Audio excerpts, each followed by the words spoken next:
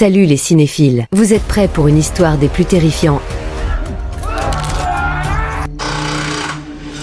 Alors c'est parti. Le film s'ouvre sur une scène terrifiante. Une femme, en pleine agonie, hurle de douleur pendant l'accouchement. La souffrance est telle que les médecins n'ont d'autre choix que de procéder à une opération. Mais lorsque l'enfant vient au monde, le silence s'abat. Tous restent figés, choqués. Le nouveau-né est difforme. Ses mains sont d'une taille monstrueuse, bien plus grande que celle d'un être humain normal. Ses parents, horrifiés, ne savent comment réagir. Mais malgré la peur, ils prennent une décision courageuse. Ils l'élèveront comme un enfant ordinaire, avec amour et dignité. Les années passent, l'enfant grandit. Un jour, il tente de se mêler aux autres enfants pour jouer. Mais très vite, les moqueries fusent. Ses mains anormalement grandes deviennent la cible de rires cruels. Tous se moquent, sauf une fillette. Douce et bienveillante, elle prend sa défense et interdit aux autres de l'intimider. Mais cette bonté attire à son tour les rires méchants. Et c'est là que tout bascule. Le garçon explose de colère, attrape l'un des enfants moqueurs, le jette au sol et commence à l'étrangler. Ses mains, énormes et puissantes, serrent si fort que les yeux de l'enfant sortent littéralement de leurs orbites. Depuis ce jour, on le surnomme Popeye. Quand ses parents découvrent ce qu'il a fait, ils sont dévastés. Ils décident de l'enfermer dans le sous-sol. Isolé, rejeté, Popeye fait alors une étrange rencontre. De l'autre côté d'une porte, une mystérieuse amie commence à lui écrire. D'où venait-elle? Qui était-elle? Popeye l'ignorait. Mais au fil de leurs lettres, une amitié profonde naît entre eux. Pendant ce temps, la rumeur de l'enfant meurtrier se répand comme une traînée de poudre. Le village entier est en colère. Les habitants décide de brûler la maison de Popeye. Piégé à l'intérieur, ses parents périssent dans les flammes. Popeye, en larmes, demande conseil à son amie. Elle lui dit de fuir, de sauver sa vie, elle restera cachée. Popeye suit son conseil. Il s'échappe, mais à peine est-il dehors que les villageois le pourchassent. La course se termine au bord d'un lac. Épuisé, Popeye tente de nager, mais son corps lourd l'entraîne vers le fond. Il coule, disparaît sous l'eau. Aucun des villageois ne tente de le sauver. Tous repartent, convaincus qu'il est mort. 15 ans s'écoulent. L'histoire principale commence. 3 jeunes youtubeurs arrivent près de l'ancienne maison brûlée de Popeye. Ils sont là pour tourner une vidéo d'urbex. Devant la caméra, l'une d'elles raconte qu'après la prétendue mort de Popeye, plusieurs personnes jurent l'avoir vu, vivant. Toujours dans le brouillard, toujours mystérieux. Soudain, la caméra s'arrête. L'opératrice a vu quelque chose. Une silhouette immobile derrière eux, les observant. Elle panique, mais ses amis ne la croient pas. Le garçon propose alors d'entrer dans la maison de Popeye et de filmer l'intérieur. La caméraman refuse. Elle est terrifiée. Mais les deux autres s'en moquent et pénètrent dans la bâtisse, lui disant de les prévenir si quelque chose tourne mal. Dehors, la jeune fille reste seule. Mais rapidement, des bruits effrayants l'encerclent. Des sons de flammes, comme si quelqu'un brûlait. Elle commence à filmer. C'est Popeye. Il surgit dans son dos et l'attaque brutalement. Elle tombe au sol. Et dans un dernier instant d'horreur, elle le voit, avant qu'il n'écrase sa tête sous son pied, la tuant sur le coup. Popeye retourne ensuite à l'intérieur. Les deux autres sont seuls. Il s'en prend d'abord à la fille. Il lui attrape le visage et le déchire d'un coup. Son sang éclabousse le visage de son ami. Pétrifié, terrifié, le garçon s'enfuit. Popeye le poursuit. Il grimpe à l'étage, mais Popeye le rattrape. Juste avant de mourir, il tente de se défendre avec un marteau tombé au sol. Il frappe Popeye. En vain. Celui-ci l'attrape, lui enfonce la tête et lui fait éclater les yeux de la même manière qu'à sa première victime. C'est alors que, derrière la porte du sous-sol, glisse lentement un bout de papier. Un mot griffonné à la hâte. Welcome back. La mystérieuse amie de Popeye, recluse derrière cette porte depuis tant d'années, était toujours vivante. Changement de scène. Une jeune fille, Tara, déborde d'excitation. Aujourd'hui, la maison de Popeye est officiellement au nom de sa mère. Autrefois propriété de leur professeur d'histoire, subitement décédé dans des circonstances troublantes, la demeure a changé de main, aussi vite que l'ombre d'un secret. Le père de Tara, inquiet, tente de la convaincre. Tu devrais vendre cette maison au plus vite, avant qu'il ne t'arrive quelque chose. Elle acquiesce, sans répondre. Mais Tara a un tout autre plan. Elle annonce à ses parents qu'elle part en excursion. Une excursion qui n'existe pas. En réalité, elle se rend dans la maison, celle de Popeye. Elle en possède les clés, et elle ne compte pas y aller seule. Avec elle, tout son groupe d'amis. Intrigués, ils lui demandent où ils vont exactement. Tara lâche enfin. On va dans la maison de Popeye. Silence. Tous ont entendu les légendes. Tous savent qu'elle a brûlé. Mais Tara révèle qu'elle a été mystérieusement reconstruite il y a peu. Aucun problème. On pourra y rester sans souci. Le groupe prend la route route, traversant la forêt. Mais soudain, un vieil homme surgit devant leur véhicule, les forçant à s'arrêter net. « Où allez-vous par ce chemin ?» demande-t-il d'une voix tremblante. Quand il entend le mot Popeye, son visage se décompose. Il les supplie, « N'y allez pas, vous mourrez tous. » Il est vivant. Il revient avec le brouillard et disparaît avec lui. Mais les jeunes rient. Ils reprennent la route. Ils arrivent enfin. La maison se dresse, sinistre et majestueuse. À peine entrés, des cris retentissent. Affolés, ils accourent. Mais ce n'était qu'une des filles du groupe, surexcitée par la découverte d'un jacuzzi. Le soulagement est de courte durée. Ils réalisent que leurs téléphones n'ont plus aucun signal. Tara les rassure. C'est normal ici. Les réseaux reviennent et repartent. Mais le danger est déjà là. Sur les rives du lac, Popeye a refait surface. Un peu plus tard, Tara apprend que le brouillard s'installera pour toute une semaine. Voyager dans cette région, sous cette brume, c'est extrêmement dangereux. Mais son petit ami tente de la rassurer. « T'en fais pas, on va juste passer la semaine à chier ici. » Changement de scène. Le vieil homme croisé sur la route est au bord du lac, tentant de pêcher. Mais une présence l'observe dans son dos. Il se retourne, trop tard. Popeye l'étrangle violemment. Il s'écroule, mort. Retour à la maison familiale. La mère de Tara reçoit la visite d'une amie. Son fils est lui aussi parti avec Tara. La femme tremble en annonçant une nouvelle terrifiante. Popeye est revenu. Les journaux publient même sa photo. Elles comprennent l'impensable. Leurs enfants sont dans sa maison. Le danger est imminent. Elle décide de les sauver. Pendant ce temps, dans la maison, une fille du groupe, Binny, est avec un ami. Ils discutent, une bouteille de vin à la main. Quand soudain, à la fenêtre, une femme défigurée apparaît. Ils sursautent. Elle entre sans autorisation. Popeye est revenu. Il va tous vous exterminer. Mais, pourquoi? Pourquoi nous? Ils n'ont pas le temps de comprendre. La femme s'éloigne, et Tara la poursuit. Lorsqu'elle la rattrape, la vérité tombe. Il est ici, uniquement pour toi. Et sur ces mots, elle disparaît dans la nuit. Pendant ce temps, la mère de Tara ne cessait d'essayer de la joindre, pour la prévenir que sa vie et celle de ses amis étaient en grave danger. Mais aucune de ses tentatives de contact n'aboutissait. De son côté, Tara était au bord du lac avec Dylan, son petit ami, qui venait tout juste de lui annoncer une grande nouvelle. Il avait été accepté dans une université d'une autre ville. Il voulait que Tara parte avec lui, mais elle refusa. Elle ne pouvait pas abandonner ses parents. Scène suivante. On retrouve Nick, le petit ami de Donna, qui passait du bon temps avec Samedi. Cette dernière profita du moment pour lui avouer ses sentiments, lui dire qu'elle l'aimait. Mais Nick fut catégorique. Il aimait Donna, pas elle. En colère et blessée, Sam décida de tout révéler à Donna. Elle lui envoya un message, qui ne fut jamais reçu, faute de réseau. Peu après, alors qu'elle était au bord de l'eau, Sam fut surprise par Popeye. Il l'attrapa et l'étrangla, la noyant dans le lac. Elle devint la prochaine victime. Au même moment, la mystérieuse fille étrange, la même qui avait averti Tara, réapparut. Elle rejoignit les garçons et leur révéla un énorme twist. Elle était en réalité la sœur biologique de Popeye, celle qui vivait enfermée dans le sous-sol depuis l'enfance. Elle aussi avait des comportements jugés dérangés, et ses propres parents l'avaient enfermée avec Popeye. Aujourd'hui, elle s'était alliée à lui. Elle lui dit froidement, « On va les éliminer, un par un. » Et Popeye acquiesça, prêt à semer la terreur. Le lendemain matin, les amis commencèrent à se demander où était passé Samedi. Nick mentit, disant qu'elle était partie la veille, pour éviter toute question sur leur relation secrète. Puis, une autre scène se déroule avec une fille du groupe, rejointe par un ami qui venait lui faire sa déclaration. Mais elle le rejeta. Déçu, le garçon s'éloigna jusqu'au lac. Là, il trouva une barque abandonnée, celle de Popeye. En montant à bord, il ne vit rien d'étrange. Mais nous, spectateurs, apercevons le cadavre de l'homme âgé, tué plus tôt. Il s'assit au bord du lac pour se détendre, quand tout à coup, Popeye surgit, l'attaque violemment avec une encre rouillée, avant de l'étrangler avec une corde. Plus tard, le groupe d'amis se retrouva pour une soirée tranquille. Donna prenait des photos, quand soudain, elle reçut enfin un signal sur son téléphone. C'est à ce moment-là qu'elle lut le message de Sam, révélant la trahison de Nick. Sous le choc, Donna s'éloigna, refusant d'écouter les excuses de Nick, malgré ses tentatives désespérées pour lui expliquer qu'il l'aimait toujours. Furieuse, Donna le laissa et s'éloigna seule. Nick, en colère, frappa dans tout ce qu'il trouvait. Puis, il aperçut une étrange boîte d'épinards au sol, un clin d'œil sinistre au Popeye d'origine. Il se demanda comment elle était arrivée là, et à cet instant, Popeye l'attaqua par derrière. Nick essaya de se défendre, mais Popeye était bien plus fort. Il écrasa violemment la tête de Nick contre un morceau de bois cassé, le tuant sur le coup. Pendant ce temps, Donna, prise de remords, revint sur ses pas pour s'excuser. Mais ce qu'elle trouva, c'était le cadavre de Nick. Terrifiée, elle recula juste au moment où le visage hideux de la sœur de Popeye apparut à la fenêtre. Paralysée, Donna resta figée, jusqu'à ce que Popeye arrive, et là seulement, elle s'enfuit en hurlant à travers les bois. Ses cris attirèrent l'attention de Tara et de ses amis. Ensemble, ils décidèrent de partir à sa recherche. Pendant leur exploration, Tara découvrit une vieille photo de classe. Sur cette photo apparaissaient sa mère et la mère de Dylan, qui enseignaient toutes deux dans la même école. Cela ne pouvait pas être une coïncidence. danse. Tout était connecté. Mais avant qu'ils ne puissent comprendre pleinement, ils entendirent de nouveaux hurlements. C'était Donna, prisonnière dans un piège tendu par Popeye. Et cette fois, Popeye la tua devant leurs yeux, à l'aide d'un immense coupeur mécanique. Sous le choc, Cathy paniqua complètement. En essayant de fuir, elle trébucha. Alors qu'ils s'approchent, une voiture s'arrête près d'eux. À l'intérieur, les parents de Tara et la mère de Dylan. Ils sont venus sauver leurs enfants. En voyant ces trois adultes, le garçon Popeye devient fou de rage. Il attrape la mère de Dylan, lui enroule une corde autour du cou et la tue sans pitié. Les parents de Tara, horrifiés, courent annoncer à Dylan que sa mère n'est plus de ce monde. Ils lui disent aussi qu'ils doivent vite fuir, sinon Popeye les tuera tous. Cathy, qui était restée derrière, tente de s'enfuir à bord de leur voiture. Mais Popeye surgit, utilise ses immenses bras pour soulever et renverser la voiture. De l'essence commence à fuir du moteur. Il y met le feu et tue Cathy dans l'explosion. Pendant ce temps, Tara, sa mère et Dylan sont enfermés dans une pièce. Tara demande ce qui se passe réellement. C'est là que sa mère lui révèle toute l'histoire. Tout a commencé il y a 15 ans. À l'époque, Popeye était un enfant différent, vivant dans cette même ville. À cause de son apparence étrange, tous les enfants le harcelaient. Seule une fille le soutenait. Tara, oui, la petite fille au début du film, moquée pour avoir défendu Popeye, c'était bien elle. Mais un jour, les autres enfants s'en sont pris à Tara. Popeye, furieux, a tué l'un d'eux. Quand les habitants l'ont su, ils ont attaqué sa maison, tuant ses parents. Popeye a réussi à fuir. Depuis, il est revenu pour se venger. Il veut éliminer tous ceux qui ont causé la chute de sa famille et de sa dignité. La mère de Tara explique que depuis la mort des parents de Popeye, la maison avait été transmise par héritage, à tour de rôle, aux membres de la société selon l'ordre alphabétique. Mais chaque fois qu'un nouveau propriétaire emménageait, il finissait par être tué. Aujourd'hui, la maison leur était revenue. C'est pourquoi ils voulaient à tout prix la vendre et éloigner Tara de cet endroit maudit. Alors qu'il parle, la sœur de Popeye refait surface. Elle attaque le père de Tara et le poignarde à mort. Puis elle défonce la porte, se tient devant Tara et lui dit que Popeye ne tient qu'à elle. Tous les autres doivent mourir. Elle attaque alors la mère de Tara avec son couteau. Blessée, celle-ci s'effondre. Tara, furieuse, saisit une bouteille de kérosène à proximité et l'asperge sur la sœur de Popeye, qui hurle de douleur. Les trois en profitent pour fuir. Mais la femme les poursuit, rattrape Tara et la plaque au sol, prête à la poignarder. C'est à ce moment que Dylan intervient et met le feu. La sœur de Popeye, déjà imbibée de kérosène, s'embrase et meurt sur le coup. Popeye arrive trop tard. En voyant sa sœur brûler, il devient fou de chagrin. Sa colère explose. Il aperçoit alors la mère de Tara et croyant qu'elle est responsable, l'étrangle à mort sous les yeux de Tara, impuissante et brisée. Il se retourne ensuite contre Dylan. Mais Tara, déterminée à en finir, monte dans un camion et l'écrase avec. Popeye meurt sur le coup. Seuls Tara et Dylan survivent à ce massacre. À l'aube, alors qu'il prévoit de quitter définitivement la ville, le garçon revient une dernière fois et attrape Tara. Et c'est ainsi que l'histoire s'achève.